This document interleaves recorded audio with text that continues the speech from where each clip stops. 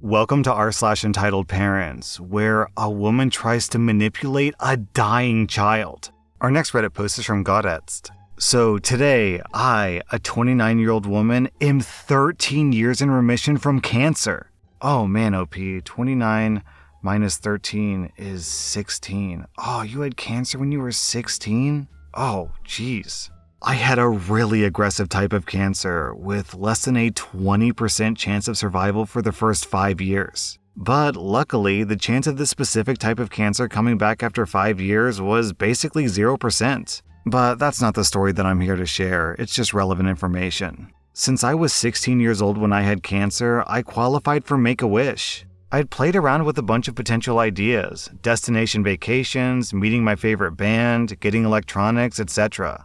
Once the idea of traveling somewhere warm came up, my mom, the entitled parent of this story, was convinced that that was what was happening with my Make-A-Wish. The discussion of Barbados came up, so that's what she set her mind to.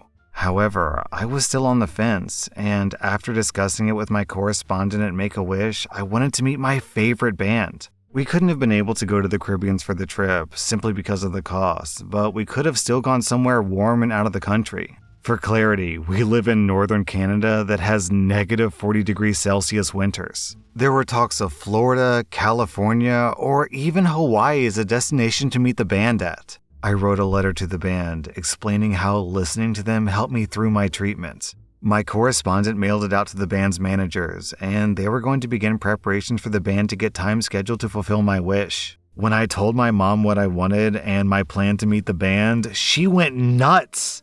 She went off about how she deserved this trip as much as I do because I was there for you the entire time. She said that if I wanted to do anything besides go to Barbados, then I should find another adult to supervise the trip because neither her nor my stepdad would go to join me since it wasn't what she wanted. She then told me to pack my bags and stay at my dad's place until you come to your senses. And my mom told Make-A-Wish that we were going to Barbados. I spent over a month at my dad's place, and my Make-A-Wish correspondent tried to convince me to go through with what I really wanted several times during this period, but eventually I caved and let my mom have what she wanted.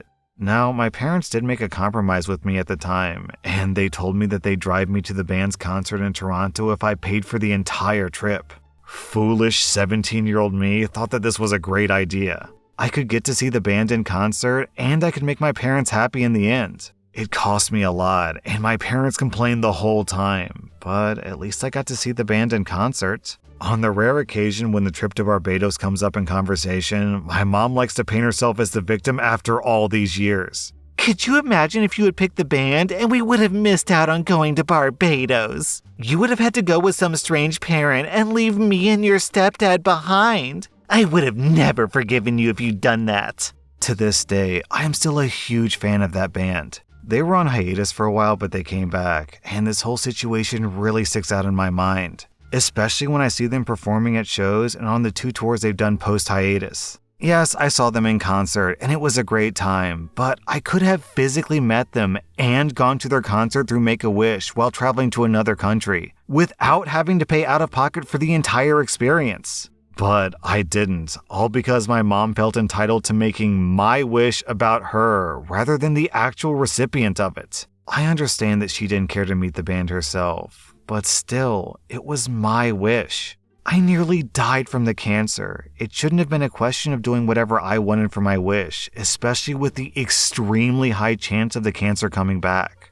Then OP clarifies in an edit. The band was the Jonas Brothers. The youngest of the 3, Nick, has type 1 diabetes, and he wrote a song called A Little Bit Longer about a struggle when he was diagnosed at the age of 12 to 14. It was released a month before I was diagnosed with cancer, and it resonated with me during those difficult days. Okay, so this video is rSlash Entitled Parents, not rSlash Am I the Butthole. However, every single time that I make an rSlash Am I the Butthole video, if I go down to the comments, I'll see people disagreeing with me about the ratings that I give various people. Pretty often people feel like I'm not harsh enough on the bad guy because, some guy will be like a sexist jerk and he harasses people and I only give them like 3 out of 5 buttholes. And fans are like, oh, rSlash, you're totally wrong. This guy deserves 5 out of 5 buttholes. I don't like to give out 5 out of 5 butthole scores because I want to reserve them for people like your mother, OP. Any person who can watch their own child go through cancer and then receive a gift, maybe the last good memory, the last great thing that they can do in their too short life, and they want to make that gift about them. They want to go to the Caribbean to work on their tan because, oh, well, after you die, sweetie, this tan will last. It's just like, I don't even have anything funny or interesting to say. It's just disgusting. It's repulsive. I am personally disgusted by this story, that this woman would put her own comfort over her own child's dying wish. Gee, okay, I'm a new father. I've got a baby that's about half a year old, and I'm actually getting emotional reading about this because the idea that my own daughter could have cancer is painful to even imagine. It hurts to even think about. And if my dying daughter wanted to go see a band before she passed away, then nothing could stop that from happening. Nothing. And they have the audacity to say that I'll take you, but if and only if you pay for it. You have to pay for it. And having this channel, I see the full breadth of how awful humans are. The entitlement, the selfishness, the just douchebaggery, people being mean just to be mean. But this type of behavior, putting your own comfort, your own wants and needs over your dying flesh and blood child, is so disgusting, so repulsive, that I don't even know what to say. This sentence sounds absurd to say. This woman kicked a dying child out of her home to guilt trip that child into giving her what she wanted. This story is f***ed up. Our next Reddit post is from Minty Mentorins. So, my parents are complete anti-vaxxers. We're talking full-on, vaccines cause autism, and the coronavirus was invented by Bill Gates to mind control us all with spike proteins. They're the horse paste guzzling types with no sense of personal responsibility or empathy for others. I've repeatedly watched them get kicked out of businesses for refusing to wear a mask. And my Karen mother even had a meltdown in a grocery store that I'm surprised wasn't recorded and blasted all over the internet. But that's not what this story is about. The problem started when I got the COVID vaccine for work. My job has me dealing with a lot of people, and a large number of them are elderly, pregnant, or immunocompromised. I figured I would just get the vaccine and not tell them since I live about an hour away in the next state over, and I visit them once a week on my day off. After my second shot, I got a little sick, and while laid up in the bed, I called my sister because it was her birthday. During that conversation, I mentioned that I'd gotten the vaccine, but unbeknownst to me, my Karen mother was in the car and heard every word. My mother proceeded to have a 5-alarm meltdown at my sister's house, saying that I was going to die while my sister gave me a play-by-play via text. When my mother returned to her home, she told me that I was no longer allowed over at her place unless I take these supplements that she got off Facebook to stop the spike proteins, and that I'm not allowed to visit my brother or his kids. At this point, I'd had enough of her nonsense, and I told her my health is none of her business, and whether or not I can visit my brother is my decision, not hers. She exploded on me, and I hung up the phone. An important thing to note here is that the car I drive, a used Prius, technically belonged to my grandparents. After my grandmother had a stroke and got in a car crash, they decided to give me the car since I needed one, and I told my dad to transfer the car to my name since he had power of attorney. He agreed to that in exchange for $2,500 that he could use to pay off my $90,000 education loan. For clarity, I pay my dad $600 a month in addition to paying my own loans, even though my dad makes around $200,000 a year and I make $17 an hour. Midway through my exile, I decided to try to be the bigger person and clear things up with my mom. I invited her out to lunch to listen to her concerns and establish some boundaries for the both of us so we can move on with our relationship. I know it sounds dumb, but I thought that since she gave birth to me, I could reason with her and we could talk it out like adults, but that did not happen. The entire lunch, she treated me like I was diseased. She wouldn't touch me or hug me, and she kept her food as far away from me as possible. When I tried to broach the subject of apologizing and patching this up, she launched into a tirade about how she won't compromise or walk on eggshells for me. For no reason, she drags my sexuality into this conversation. I've been queer since I was a teen. She said it makes her uncomfortable and that I need psychological help. That was my last straw.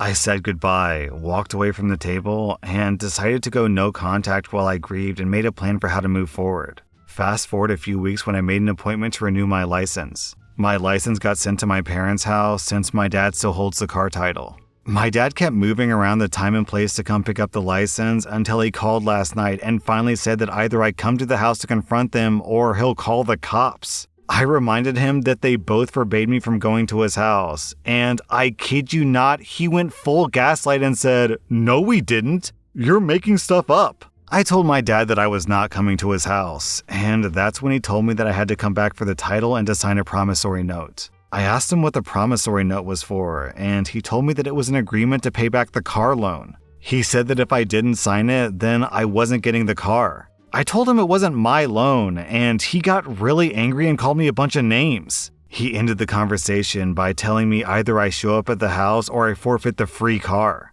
I asked for my $2,500 back, and he told me to F off. After a night of crying, I called my sister and made a plan to close the bank account my dad has access to and just get a different car with the money I have in my savings. Then leave my grandparents' cars and keys in their driveway while they're gone and just mail them some money each month for the loan without a return address. A used Prius isn't worth signing my life away to some entitled parent. Okay, so the writing on this post is a little bit fuzzy, but based on my understanding, what's happening here is the parents took out a loan for $90K, which they spent on whatever, it doesn't really matter. The point is, it's their loan and they have to pay off the $90K. Then, the grandparents gave OP the car, but only in name, not legally. OP's father could have transferred the car over to OP, but he didn't, even though OP paid him the $2,500. Then, OP's parents tried to convince OP to sign a document saying that he would pay off their $90,000 loan, and in exchange, they would give him a used Prius. A used Prius that he was supposed to have in the first place. How much is a used Prius worth? I don't know the answer to this question, but it's not $90K. A 2019 Toyota Prius's value is approximately $15,000 to $28,000. Then OP posts an update, and it's this really long post about how he's going no contact, but I'll read the best parts. After the most nerve-wracking week of my life, I woke up at 2 a.m. on Saturday morning and met my partners to commit a not really crime at a gas station near my entitled dad's house. We successfully dropped off the Prius, and once I got back home, I immediately turned around and drove to my brother's place. The best part is, while I was hanging out with my brother and his kids, my entitled dad called my sister, who was also there. And he was livid that I wasn't answering the phone, and he demanded to know how the Prius got to his house. My sister looked me dead in the eye as she told my entitled father that she had no idea what he was talking about, and that I had been at my brother's place since last Friday. When he demanded to talk to me, she said that I couldn't because I'd already left, and she hung up the phone. My sister told me over a nice bottle of bourbon that she'd been planning on going no contact with them for a while, and she was so proud of me for having the strength to pull all this off. It's really wild to me to think what you would have to do as a parent to make all three of your kids hate you. Because kids are biologically hardwired to love their parents, but the fact that they managed to make all three of their kids hate their guts and want to go no contact with them shows you a lot about the quality of their character. Our next Reddit post is from Lastroids. I live in the US, but I'm an immigrant from the Philippines. This story happened about 4 years ago when I went back home for a month-long vacation. I rented a house with no parking spot for 1 month, and my cousin let me borrow her rarely used car that I had to park on the street. I was only there for 1 month, so I was almost always out and about meeting friends and relatives to make the most of my stay. One day around noon, I walked out to my car to find the door open and some strange guy sprawled over the driver's and front seat with puke spread all over the dashboard and what looked like a severe nosebleed. I was angry at first, but then I realized the guy had no pulse and he wasn't breathing. I administered first aid and I called an ambulance and the cops. I also had to call a mechanic because the car battery was dead. I later found out that the car alarm went off until the battery died. I slept through the alarm. I'm a heavy sleeper. So I had a trashed car to wash, a battery to replace, and a police office to visit. Fun.